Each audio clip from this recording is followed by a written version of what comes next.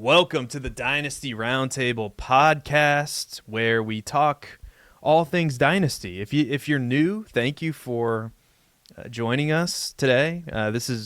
We do our best. We pride ourselves on not cookie cutter Dynasty fantasy football analysis. We want this to be something different, enjoyable, entertaining. Hopefully, have a few laughs, maybe a few cries. Well, hopefully not a few cries, but hopefully a few laughs. Maybe you'll learn something.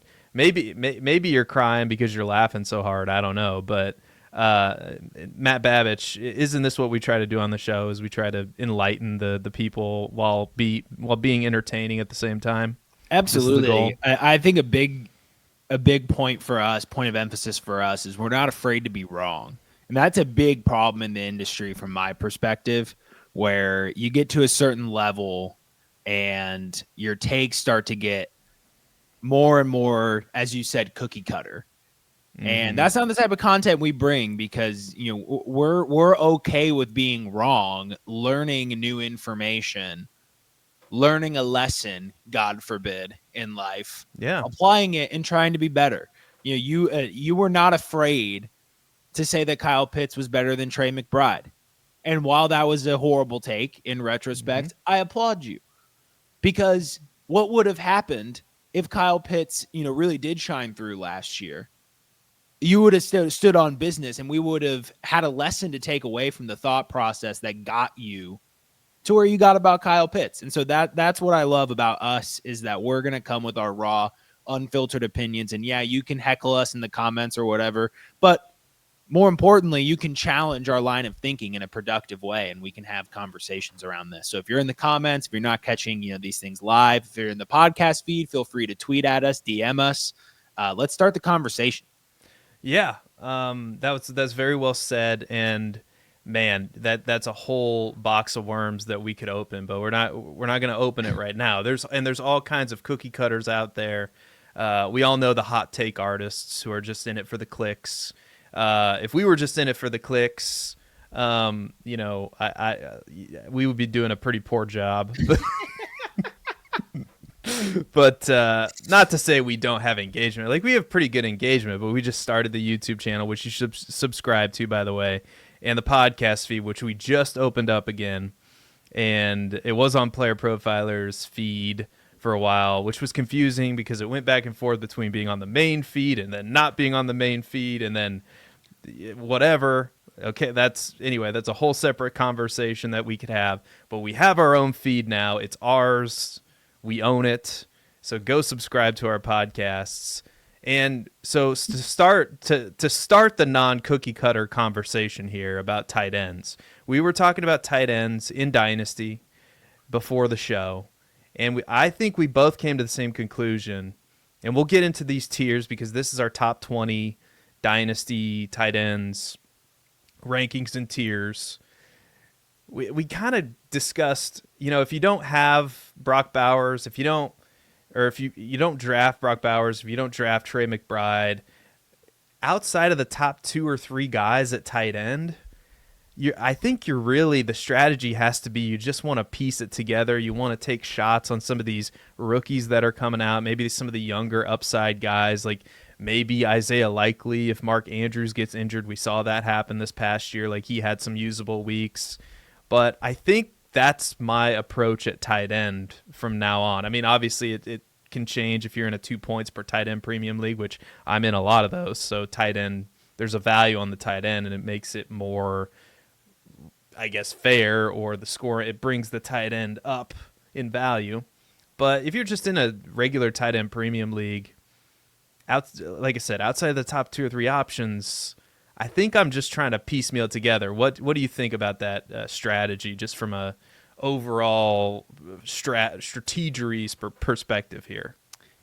Yeah, I agree. We talked about this a little bit backstage, and we'll get into it surely as we start to reveal the top portion of our rankings. But there becomes a point, and for me it's pretty early on, where from a cost perspective, we start to see a lot less, I'll call it, potential for return on investment. Think of, a David Njoku as an early example, a guy who's ranked highly as a tight end, but headed for, getting close to 29 years old in a situation where his offense isn't very good, kind of in a limbo state in terms of a fantasy football asset, but he's the sixth, basically, I don't know what keep trade cut kind of has him at, but roughly, sixth to eighth most valuable tight end in dynasty football. And that just doesn't feel appetizing. You rank David Njoku that high in your rankings and you stare at it and you say, yeah, this makes sense.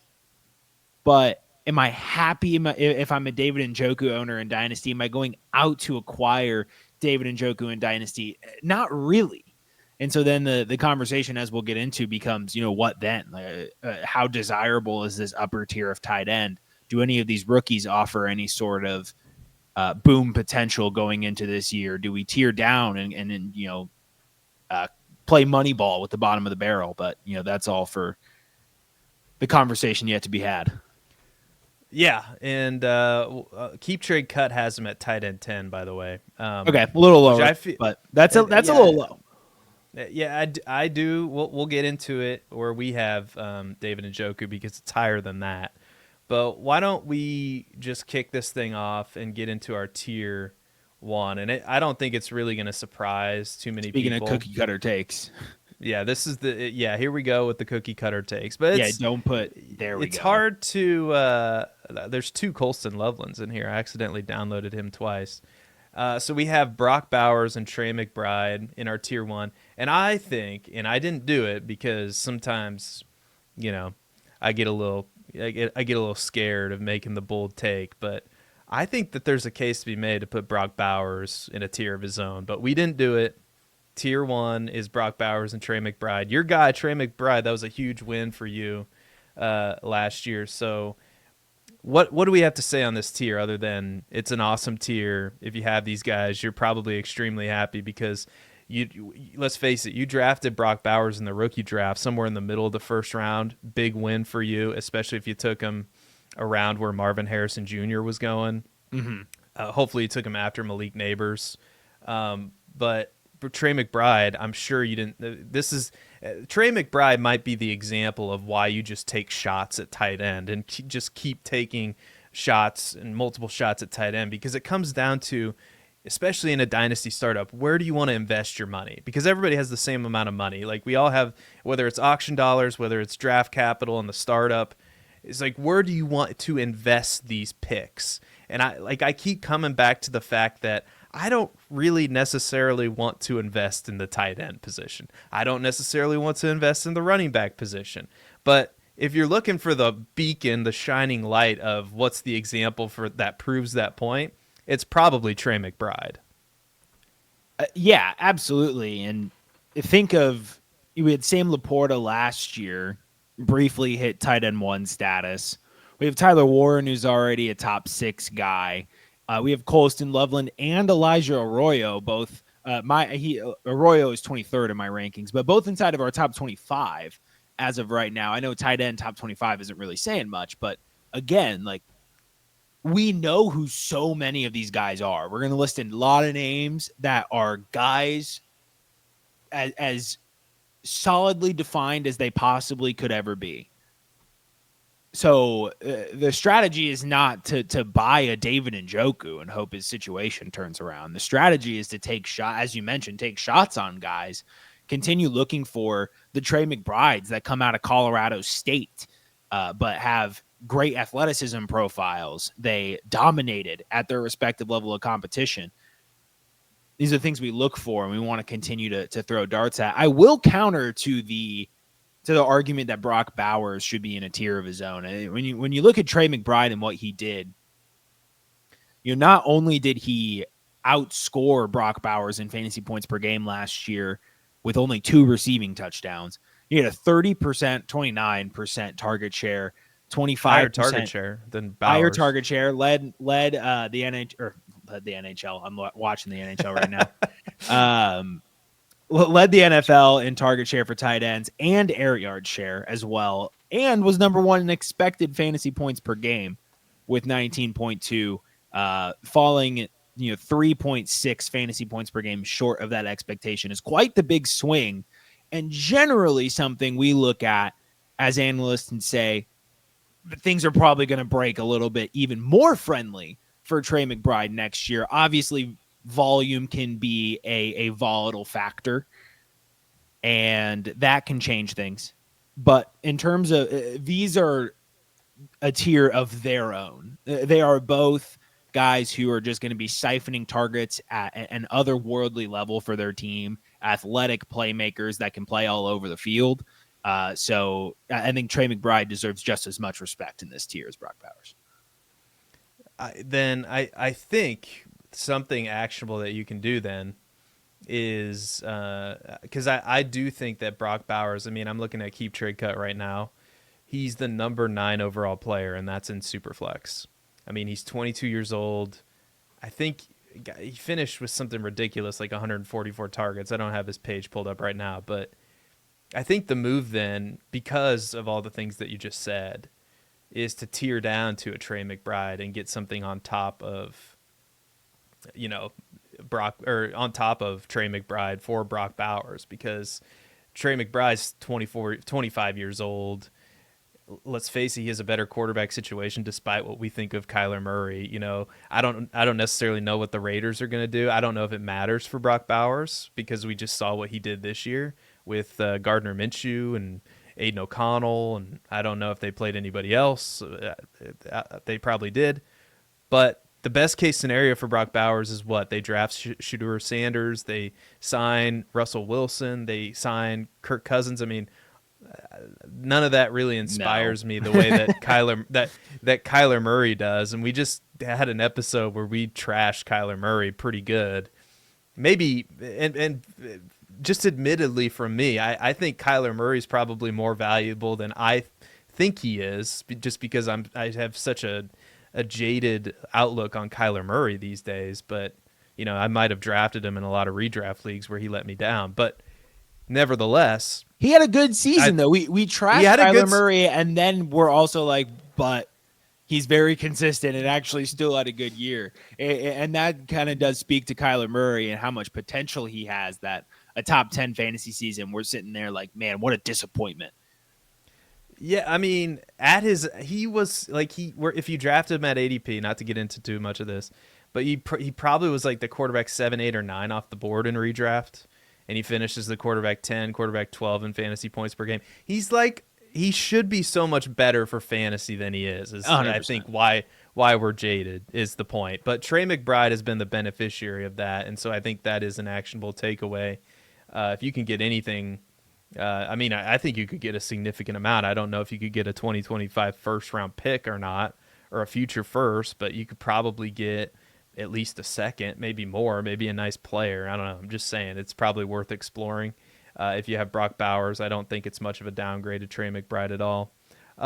Let's go to tier number 2. And I'm kicking myself because we had the ultimate tier down situation last year. And maybe you did this. Maybe you did this. I don't know.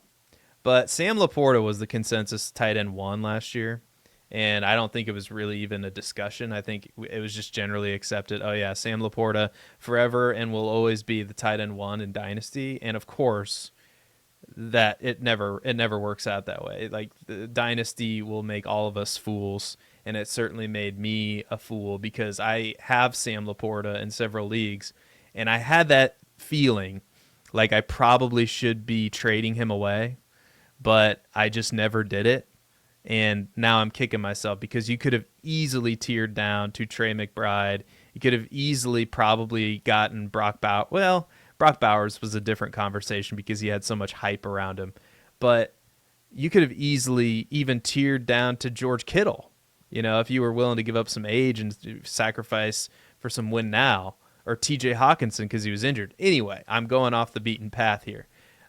This tier 2 is Sam Laporta, TJ Hawkinson, and George Kittle, which just so happens to be exactly what Keep Trade Cut has. So we're really just copying Keep Trade Cut to this point. But do you have anything to say to this? I guess my overall point in that was you need to constantly be exploring these little edges and these efforts that you can make to improve your roster. And trading Sam Laporta away last year was the way to go. But anyway, I almost want to say that we've circled back around into the buy window for Sam Laporta. absolutely, Because you said it right. Like for a moment, it was ironclad, like Sam Laporta, tight end one in Dynasty, and he has a down year.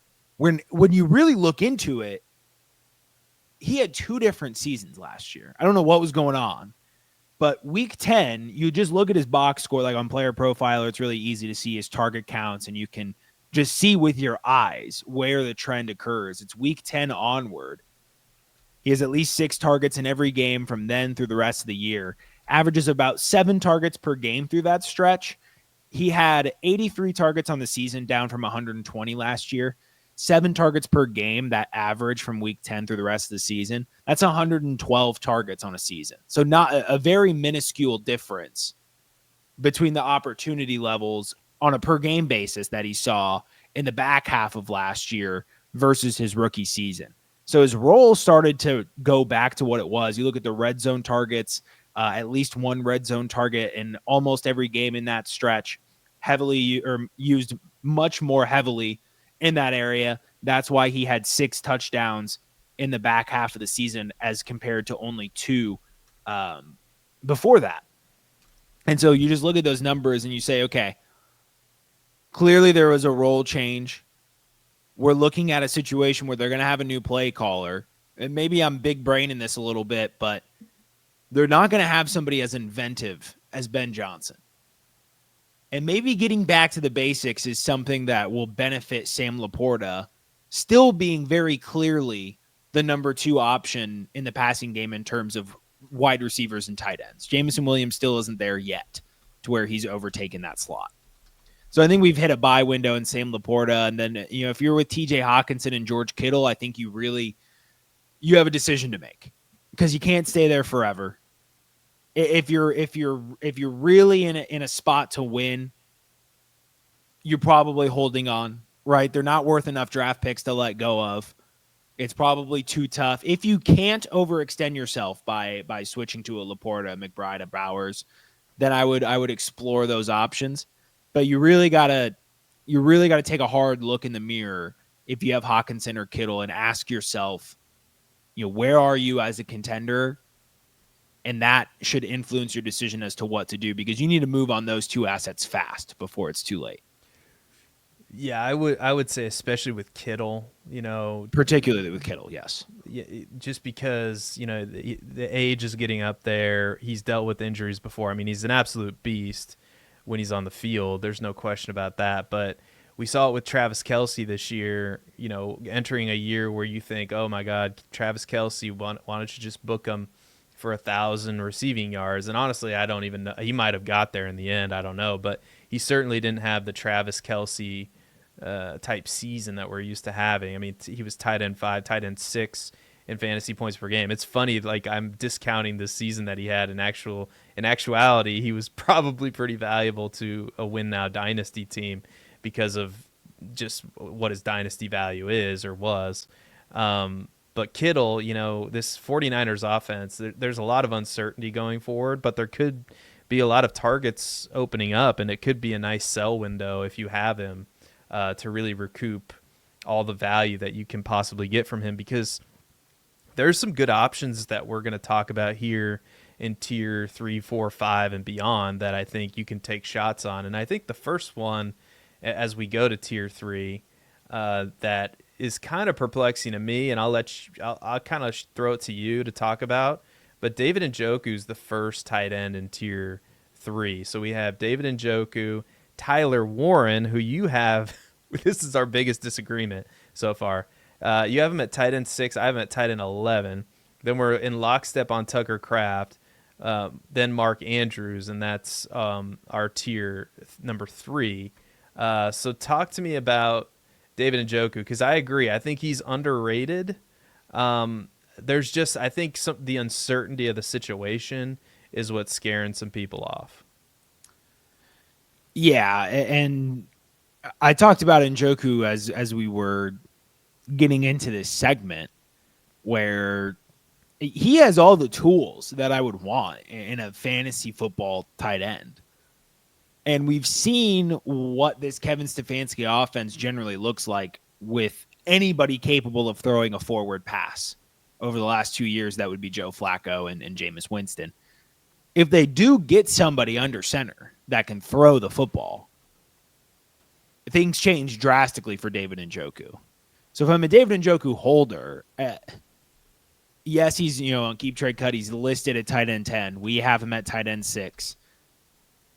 Is that the market value or market perception of David Njoku right now in this current Browns team? I'd say probably not, because the one thing that people associate with the Browns right now is they stink. And it doesn't matter if you stink. Like we want offenses that are going to be playing from behind, but they need to have a quarterback. And we have no idea who that's going to be for the Browns. They're looking at a situation where it's probably going to, maybe if they are they high enough to potentially take Jackson Dart? If he falls to round 2, but don't they have the number 2 pick overall? Oh, yeah, duh. They could take him there, but I don't think they will. Based on current reports, they're not projected to take Shedeur. Cam Ward is projected to go to the Titans. So, if Cam Ward becomes the quarterback and, maybe they take Abdul Carter 1, if Cam Ward's the quarterback, that's a very favorable situation. But I think the moral of the story is you probably have to hold if you're a David Njoku bag holder right now. You probably need to hold on what you got and see what happens, because the targets are going to come in eventually if you have a forward passing quarterback. So it's a really tough spot for Njoku. I'd be looking to sell, but the problem is, what are you going to get for him?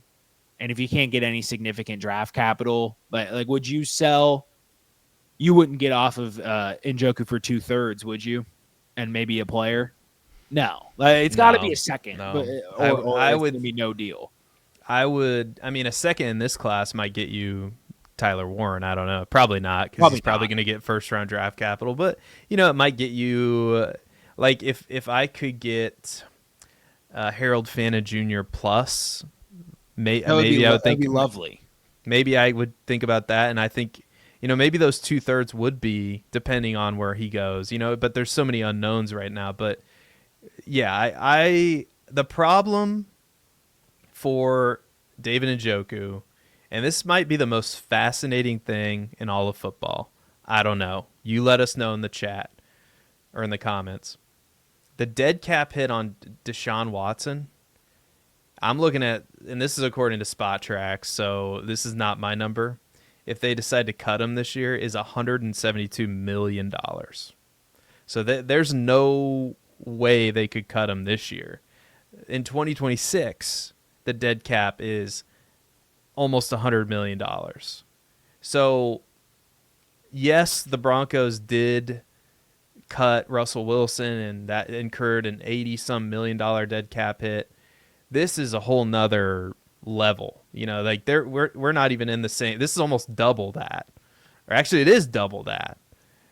So Deshaun Watson's going to be on the roster. Is he going to be the starting quarterback? Are they just going to have it like his own, and I don't want to make this sound, because of Deshaun Watson's past or whatever, but is he going to just have his own place where he hangs out and everybody's walking past him like, hey, Deshaun, what's going on, guy? You coming to practice today? Yeah, I'll be there. But he tore his Achilles again. Like, he's not going to be. Yeah, that's right. Oh, I forgot about that. Okay, he's not going to be. Granted, they're not going to prove it. It'd be very interesting if the team does prove that he wasn't taking his therapy the way he should have, because then they could potentially get out of the contract. But if I were them, I'd be pulling all sorts of whatever strings I'd have to try to get out of it. They're working with all the lawyers they possibly can. But he will probably be a Brown next year, but he won't be the quarterback.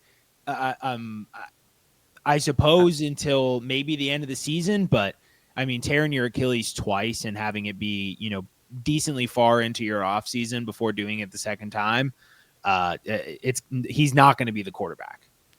Yeah, it's such a toxic situation, because what are you really gonna draft a rookie into that? to have just Deshaun Watson be around, and just be there. I don't know. I don't know if that works for them or not. I mean, if there's a rookie in this class they like, and I know we're talking about the Browns a lot, and I swear we'll move on, but it almost makes too much sense for them just to bring back Jameis and just have Jameis be the starter. I would know hope so, but I don't know if they do that. like they were really quick to bench him, and I know he throws a lot of interceptions, but Kevin Stefanski's a good coach, and I think he can make scheme up situations where Jameis will be less risk averse. I think Jameis Winston's a national treasure, and I think he understands who he is as a player, and we all do. But let's just say that happens, and they just are like, okay, we need a starting quarterback. I mean, Kirk Cousins. I mean, I guess Kirk Cousins. There's some Kevin Stefanski ties there, but that would be expensive. Not behind Anyway. that O line. That'd be awful. But anyway, Yeah. Tyler Warren. Tyler Warren, you have him at 6, and I have him I have him conservatively at 11. I like Tyler Warren, and for sure if he gets drafted in the top 10, which one of the mock drafts I saw, I think it was Lance Zierlein had him going number 7 to the Panthers. If that happens, certainly he's going to fly up the rankings. But you're pretty aggressive here, and I'm willing to listen to the argument. So sell me on Tyler Warren ahead of, Mark Andrews, ahead of Tucker Kraft, because I'm willing to be here for it if you can convince me. Yeah, so for me, it does follow on your theory of just taking shots. So like Mark Andrews, can you look at me in the face and be confident that Mark Andrews is gonna have any sort of better season than what he had last year? Like I understand that he crept his way into tight end 7 in fantasy points per game, and he had a good stretch of touchdowns from weeks 11 to 18, but there's no top end speed there. There's Isaiah Likely. There's the overall, I'd say ceiling of the pass game. Like we got 11 touchdowns out of Mark Andrews, and he barely cracked 11 fantasy points per game. Tucker Kraft is a similar anomaly where we're looking on he's a pure efficiency play as much as I've ever seen one. At the end of the day, he had a 15% target share, 19th among tight ends, an 8.9% air yard share, 30th or 29th among tight ends, 31st among tight ends in ADOT. It was all yak and after the catch. And he's good, don't get me wrong, but he's not going to be a volume play like Tyler Warren can be. Tyler Warren fits the mold of somebody who's a volume play. We look at a guy like Trey McBride. That's a target hog. Well, let's take a look at Tyler Warren, 6'6", 261. I'm not looking at. I don't have McBride's chart pulled up, but I think Trey McBride is somewhat close to that, 6'4", 245. So Warren's a little bit more stout based on NFL Draft Buzz, projected at a 4.6, 840. Looking at Travis Kelce's profile at 4.66, that's an 81st percentile 40-yard dash, so that's pretty solid. And Kelce's at 6'5", 260. So being even bigger running that same time, that's going to be in the 90th percentile, probably 93rd to 94th percentile speed score. That's a very good signal for a pass-catching tight end that not only is big enough to block, has the experience to block, but 90th percentile college dominator rating as for per player profiler at Penn State. Not only does he look the part on film, the numbers are very friendly to him, especially when we consider a 100 reception season, 1,200 receiving yards, 8 touchdowns, at a playoff program in Penn State. He's going to be a first-round pick.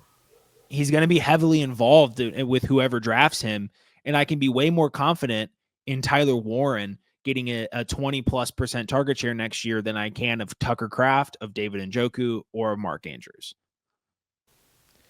Well, here's as you were talking, I realized I was wrong, and I'm going to tell you why. Because I think our conversations in Dynasty always need to come back to perceived value. Because if we've learned anything in the past several years, is perception is the real reality. Even though like, and the edges that you can find is when perception doesn't meet reality, which was what we're constantly on the lookout for. And hopefully we find some of those situations in Dynasty. But there is absolutely no way that you could convince me in this year, 2025, with rookie season building and just going to be growing. And, it's the most predictable thing in Dynasty. Like, the rookie picks are just going to grow in value. Like, if we did a startup today, I would be kind of shocked if Mark Andrews went ahead of Tyler Warren. Like, but he I'd be might. very shocked. He might. I mean, if we go to keep trade cut, Mark Andrews is the 95th player overall, tight end 8. I mean, here's what I would say. Mark Andrews is the recognizable name, the veteran, somebody who's not that tapped in would take Mark Andrews probably, but somebody who's like tapped in and who's a really good dynasty player and understands player values, I think they're taking Tyler Warren. And the more I think about it, the more I'm thinking like, heck, over. I think it would be a toss up even over David Njoku and over Dalton Kincaid, who we'll talk about in a little bit. Obviously, we have Tyler. I have Kincaid ranked over Tyler Warren. You don't, but I think where my rankings are going wrong here, as I'm realizing this just in real time, is like I'm not accounting for the perceived value of a Tyler Warren and where it's going to go. Because if you draft him now, here's my final take on it. If you draft him now in a dynasty startup, you're almost guaranteed to make money on that pick. Whereas if you draft Mark Andrews in a dynasty startup, who knows? Like, you're probably going to lose value on that pick as we get closer to the season. I could be wrong, but no, yeah. What do you think? What do you think? Like, what? I think you're right. Okay, so that's a value based discussion in Dynasty. So if you like that kind of stuff, go ahead, subscribe, all that good stuff.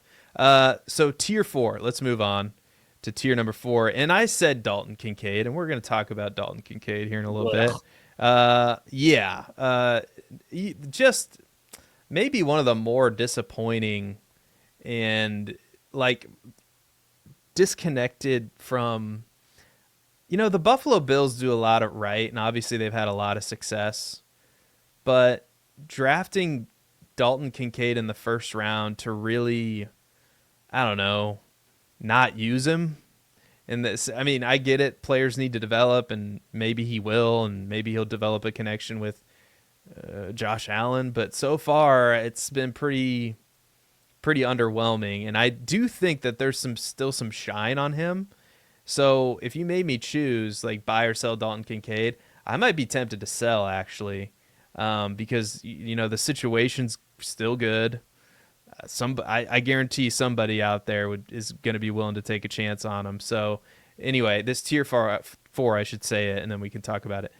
Dalton Kincaid, Jonnu Smith, Travis Kelce, Kyle Pitts, the mighty have fallen, and then Colston Loveland, another rookie, making an appearance. So feel free to comment on Dalton Kincaid or take it in whatever direction you want to go. Yeah, Dalton Kincaid's pretty interesting just because you look at some of the opportunity metrics on the surface and you start asking yourself the question, why isn't this player good in fantasy football? He's 8th among tight ends in target share, 6th in air yard share, 8th in ADOT, 2nd in deep targets, 16th in red zone targets. And that's the big kicker is, look, not many tight ends are scoring touchdowns from 20-plus yards out. It's something that few have the capability to do on multiple occasions, and the rare ones that happen will be kind of spread out throughout the league. Maybe the average tight end has 0.6, touchdowns from 20-plus yards out. You got to be involved in the red zone. And when you have a goal line monster in James Cook, who would have thought that somebody under 200 pounds could be an effective goal line back in the NFL other than me? You have Josh Allen, who is the best red zone running back in the NFL, besides maybe Derrick Henry and Jalen Hurts. But You also have, Khalil Shakir and this myriad of weapons that Josh Allen likes to disperse the ball between. It's going to be really tough for you to have a high share of those touchdowns, and that bleeds through into the numbers. 2 receiving touchdowns in each of his first 2 seasons. Less than 675 receiving yards in both seasons. Had just 75 targets last year. I don't care about his age. I don't care about his draft capital. He's like the 1A of their tight ends between him and Dawson Knox. And if you can't separate from Dawson Knox, then you have a lot of problems that I don't want to be a part of. I have Dalton Kincaid in a certain amount of leagues, and I tried to sell him last year. I couldn't. I'm at the spot where I gotta figure something out. I'm gonna try and maybe get like a Harold Fannin Jr. plus, like a second round pick or something out of him. I'm going to see what I can get out of Kincaid. I'm going to try and move off of him as fast as I can. Yeah, I think I'm right there with you because I'm just looking at the production over the last 2 years. And for a guy who was taken in the first round, by the way, he was an older rookie. He's 25 years old now. He was taken in the first round by the Buffalo Bills. So I don't know if you – and think about it. The Buffalo Bills moved on from Stephon Diggs. I can't think of a tailor-made situation for any other. I mean, can you think of a much better landing spot for a tight end? I don't think so. And then just the production, tight end 14 last year in fantasy points per game. You're thinking, okay, not great, but he was a rookie. And then this year actually went down. Tight end 18 in fantasy points per game. He was 8th in target share amongst tight ends with over 20% target share, but like you said, only 15th in targets with 75 targets. And the real issue that backs up your point here is the red zone targets. He just had 10 red zone targets. That was 16th amongst tight ends. That's not going to get it done. So again, I think we're looking at 2 years of data, and if there's anybody clinging on to the hope that maybe Dalton Kincaid can be a top 5 tight end, I think you need to take advantage of that perceived value, because right now he is he's the tight end 7 according to Keep Trade Cut. That means you could get David Njoku plus something extra. That means you could get Jonnu Smith and a little bit something extra. That means you could probably get one of these, maybe not the Colston Lovelands or the Tyler Warrens, but heck, you might be able to get something on top of Colston Loveland for him. And just the perception of that value, I think it would be a good trade to make. So again, I am very skeptical that Dalton Kincaid will be a top 5 tight end or even a top 7 tight end, just given the nature of the offense, given what we've seen so far. I'm right in lockstep with you. And again, I have Dalton Kincaid as my tight end 7. So I'm, we said we weren't going to give cookie cutter takes. You're not, I seem to be, but you have him at tight end 12. Let's talk about another huge difference, and that's Jonnu Smith. I have him at tight end 14. Segue. You have him at tight end 8. So again, convince me on Jonnu Smith. Yeah. I mean, the middle of the tight end tier, it's literal mush. Yeah. So when I look at that tier, to me, I think, okay, where are my win now guys? Because that's really all I care about in this tier.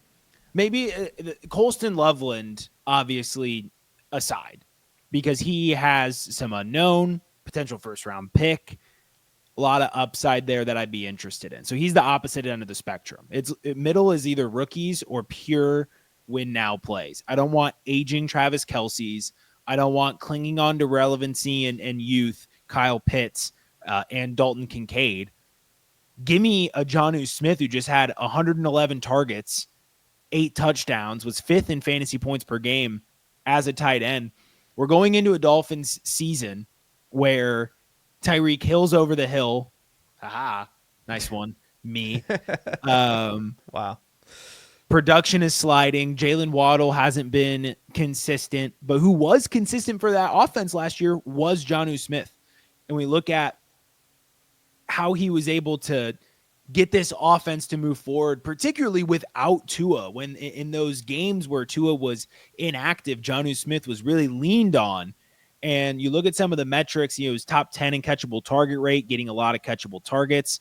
He was number 5 in red zone targets, 19 red zone targets. Shocker how that turned out to be 8 touchdowns in an offense like Miami. So if he's going to be having this role again next year, which I would assume he will, I think we have 2 more years of Jonnu Smith potentially being a win now tight end. And I think because of his age and because this has been his only major year at tight end, he can still be relatively acquirable. I would flip Dalton Kincaid for Jonnu Smith in a heartbeat, and I had tried to in my other league. And he wouldn't give me a reasonable offer for it because he was a win now team that had no. He's like, I don't want Kincaid. Like, well, what's Kincaid going to do for me right now? So Jonnu Smith, do I love ranking him at 8 in tight ends? No, but I think it's a testament to the tight end position. And in Dynasty, it's very fun for people to have these rankings where guys like Dalton Kincaid and Kyle Pitts are still above Jonnu Smith. But sorry, newsflash, not trying to poo-poo on your rankings too much, Seth, but that's not going to win you Dynasty games. It didn't win you Dynasty games last year, and it's not going to next year. Jonnu Smith will probably win you Dynasty games. Yeah, I just looking at this, I mean, I think Dalton Kincaid is on the Kyle Pitts path, but the difference with Kyle Pitts though, is that Kyle Pitts was the 4th pick in the draft. I'm still holding out a little hope. Don't get me wrong. He's 24 years old. I mean, who knows what Michael Penix can do for Kyle Pitts? I would hope more than Kirk Cousins was able to do, but like you can squint and see a world where Kyle Pitts hits eventually. I mean, it took Jonnu Smith a while to hit. Jonnu Smith's 29 years old, and this was the first year that he's finished as a top 5 tight end in fantasy. But Dalton Kincaid, like, man, it doesn't look great, and I would be right on board with you with Dalton Kincaid. But Kyle Pitts, who, by the way, I have Kyle Pitts still clinging on for dear life. I have him at tight end 10. Matt, so disrespectful, tight end 16. Right in line with his production, though. I mean, Kyle Pitts, over the last 3 seasons, tight end 22, tight end 16, tight end 20 in fantasy points per game. I could not go higher than 14. It was impossible for me to go higher than 14. I could get behind putting Loveland and Fannin behind him, but at this point, seriously, I will just take the unknown. It's impossible. Like if you want to make your bank as a dynasty manager predicting the Jonnu Smith breakouts, like random points in your career, then more power to you. If you are good at that, major respect. I am not in the business of figuring out at what point late in a player's development cycle he's finally going to break out. But I would just rather take either the more surefire and cheaper asset like a Jonnu Smith, or the more unknown like a Colston Loveland or a Harold Fannin. And you know what hurts more than anything? You know what the argument was for Kyle Pitts? Because I'm remembering all this, and it's coming back to me like a bad flashback. So you know how we said the quarterback play for the Falcons was horrible last year, and that was kind of true. But last year, Kyle Pitts in 2023, number 1 in air yards, number 1 in air yards share amongst tight ends, number 1 in average depth of target amongst tight ends, number 1 in unrealized air yards. So that makes sense. Like, he was number 1 in air yards, didn't produce, and was number 1 in unrealized air yards. So you're thinking, okay, if a quarterback can just come in there, and, you know, Kirk Cousins seemed to be the perfect guy. But then this year, what happens? Target share goes down somehow. He was 23rd amongst tight ends in target share. He was still decent in air yards, number 9 amongst tight ends in air yards, but that went down. Air yard share went down. Average depth of target went down. Unrealized, everything went down with the addition of Kirk Cousins. So, yeah, not great. Not exactly what I thought was going to happen, and that's the exact reason why, you know, Kyle Pitts is where he is in the dynasty rankings. So why don't we move on to the last bit of our tiers? If my computer can wake up, we might have to edit this out, but I don't know why this. I don't know if it's too cold in my basement right now. We might have to edit this out because Your my computer literally froze. Yeah, it literally froze. Like I'm trying to click, and I am the one in control of the. So now it's saying, okay, good, we're back. All right, it was not responding there for a second.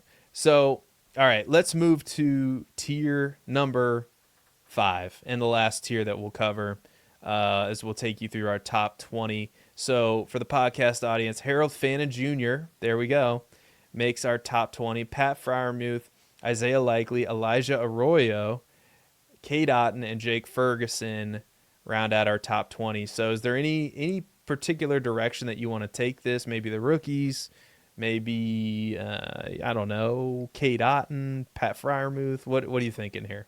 I kind of have a speech to cover everybody there. So the theme for this tier for me is very similar to what I went on about in tier 4, which is are there any win now assets here that I can capitalize on? I mean, honestly, once you get past this tier, the answer to that question is going to be no. Well, if you wanted a full win now piece, I mean, Zach Ertz, but like, sure.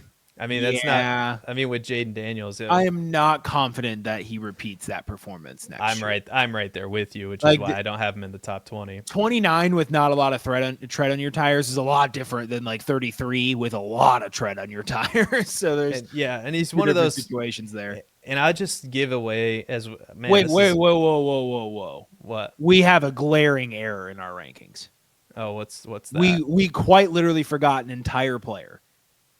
Oh, and who I didn't. Forget? He's number 10 on my sheet. You forgot an entire player. Okay. I knew. Scroll down. Look on that first line. Read it left to right, and I want to see live if you realize who you forgot. Evan Ingram.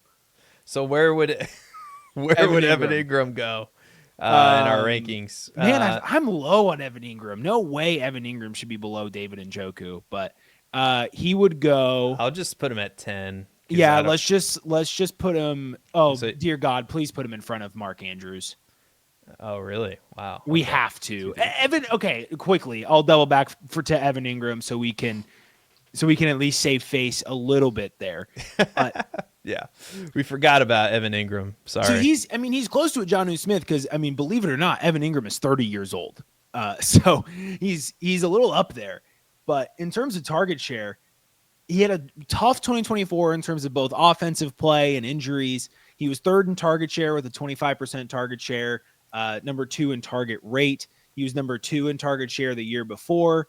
And that was, 2023 was the year of Evan Ingram. He finally ascended. 2024, he looked to build on top of that and had the surroundings, had the opportunity. He was doing really well in Yak. Sorry, I'm looking at 2022 still.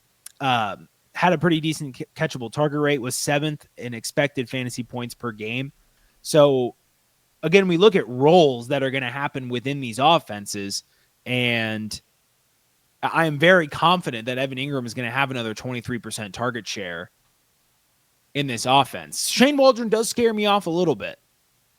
But when you just look at the talent that's on the team, Evan Ingram is undeniably one of the best pass catchers on that team. And when you start to bump him up more and more above Kraft, Warren, and Njoku, then we start having more questions. But I think it's very fair to say that Evan Ingram deserves to at least be above Mark Andrews, given their respective situations. Yeah, he's coming off, in 2022 and 2023, top 7. He was a top 4 tight end in fantasy points per game. I think he finished the tight end 2 overall that year. I could be wrong. But you want to know, 4. Okay, tight end 4. You want to know where Keep Trade Cut has Evan Ingram? 14. Tight end 20. Ridiculous. Ridiculous. So I think the answer, we put him up here because where's Pat Freiermuth? I forgot. Answer me that. And if you have it up, where's Pat Freiermuth? Yeah, I forgot to rank him, but Matt Babish has him at tight end 10. Pat Freiermuth Let me see here. Tight end 16. Where is the value in having Pat Fryermuth on your team? Where is the value? Besides you losing games and being frustrated that your tight end is scoring 8 points a game. Yeah, I mean, there's so many unknowns with that situation. Who knows what they do at quarterback, and obviously the offense with Arthur Smith doesn't really inspire much confidence. But yeah, I'm right there with you. I would prefer Evan Ingram. I guess age, if you want to make the age argument. I guess, but I mean, circling back to tier 5, it brings me to my overall point there that the only two interesting names I see on this list are Harold Fannin Jr. and Elijah Arroyo. I know who Pat Fryermuth is. I don't care. I know who K. Dotton is. I don't care. If Mike Evans goes down again next year or something, I might make a play. Yep. I know who Jake Ferguson is. I do not care. There is no value in having those guys instead of having a Ben Sinnott. There's way more value in the unknown of Ben Sinnott than any of those guys. Hunter Henry, tear down, like Tyler Conklin. I would Jatavian Sanders. Yeah. That's more of an unknown play as well. But Dalton Schultz, even Dallas Goedert, who didn't make your top 20. He was 18 on my rankings. There's so much more value in these other guys. And so if you're sitting here and you have an opportunity to move off of Jake Ferguson, likely Pat Fryermuth, even just to gain a little bit of value and get a re-roll with like a Hunter Henry or something like that, I mean, that's so much more valuable to your team, even just with a free draft pick than having that player clogging up your roster. Yeah, I think to sum this up, as I will go over our official top 20 now that we've included Evan Ingram in there, and I don't really have too much objection to putting him at 9 is what we have him at right now, which would be our biggest buy, like just comparing it to keep trade cut. So just to put a bow on this whole conversation, if I don't get Brock Bowers or Trey McBride in the startup, or if I don't have one of those guys, it's very unlikely for me personally to really go out of my way to attack the tight end position with my startup draft capital. Agreed. And I would be taking shots. Like, what would be wrong is if you left the draft with Harold Fannin Jr., Elijah Arroyo, and Jatavian Sanders as your 3 tight ends. Maybe you add Ben Sinnott. Taking stabs. You know, you might. I love it. I mean, you might strike out with all those guys, but you also might hit a home run. Or why not? What if you pair one of those guys with Jonnu Smith? I was just going to say that. I was literally just going to say that. You take a late round guy with actual value in Jonnu Smith, and you bought yourself a year at least to figure out that position. And if there's any position where you can try and go year by year figuring it out, it's the tight end position. Yeah, and Kyle Pitts. Where's Kyle Pitts on keep trade cut? He's at tight end 9. Why? Well, why? I understand. Well, I understand why Kyle Pitts is at tight end 9, but you don't. I understand why you don't. This is a flaw in keep trade cuts evaluation system, because not often enough are these questions within the player's position. You're not getting enough questions that say keep trade cut Tyler Warren, Evan Ingram, Mark Andrews. You're not getting enough questions that say keep trade cut Dalton Kincaid, Jonnu Smith, Travis Kelce. You want to know how people really feel about some of those players? Stop pinning them up against people from different positions. It's so hard to make that binary choice. Well, I guess not binary choice, but to make that choice comparing Tyler Warren to Patrick Mahomes and Jerry Jeudy. I understand they have a good algorithm that gives us directionally correct results, and for that I applaud them. But I feel like they could really fine-tune things by making people answer questions within the position to truly gauge who they prefer. Yeah, I think that's a good point, and I think that is a good place to – we're right at 54, 55 minutes. I'll probably have to edit some of that out, but anyway, for the podcast audience, here are our tiers and top 20. Tier 1, Brock Bowers, Trey McBride. Tier 2, Sam Laporta, TJ Hawkinson, George Kittle. Tier 3, David Njoku, Tyler Warren, Tucker Kraft, Evan Ingram, Mark Andrews. Tier 4, Dalton Kincaid, Jonnu Smith, Travis Kelce, Kyle Pitts, Colston Loveland. And Tier 5, Harold Fannin Jr., Pat Fryermuth. Isaiah Likely, Elijah Arroyo, Kate Otten, and Jake Ferguson. I'm Seth Dewald. You can follow me on Twitter at Seth_DIEWOLD. You can follow Matt Babbage at Babbage_Matt10. You can follow the show at Dynasty or at FF Dynasty Table, if I can get our own hashtag or handle right on Twitter, at FF Dynasty Table on Twitter. Go follow us there and subscribe to the podcast as well. Any final words of wisdom for the people? Because I think we've settled on some revelations here, and I think the revelation that I settled on is I don't care about running backs, and I kind of don't care about tight ends either. Yeah, I haven't cared about tight ends for a while. To me, I think about tight ends pretty binarily between redraft and long-term / unknown. And that's, prioritizing guys like Jonnu Smith, Tyler Warren, the rookies, as we mentioned. So I kind of laid out my whole dynasty philosophy on tight ends there, which is if you're not first, you're last. You're Ricky Bobby style. Outside of Brock Bowers and Trey McBride, it is a dogfight to try and get value. That's why you take shots late, and you would have maybe wound up with a Trey McBride or a Tucker Kraft or one of those guys, maybe even a Jonnu Smith. So yeah, there you go. Thank you for watching. Again, if you're on YouTube, don't forget to like and subscribe. If you're on the podcast, give us a 5-star review if you enjoyed the show. Give us, I don't know if you can leave. Yeah, you can leave a review. Leave a review. Yep. Give us a 5-star review. We're building this thing up right. So be with us for the ride. Much more rookie content coming at you in the future. Film, all 22 stuff coming at you as well.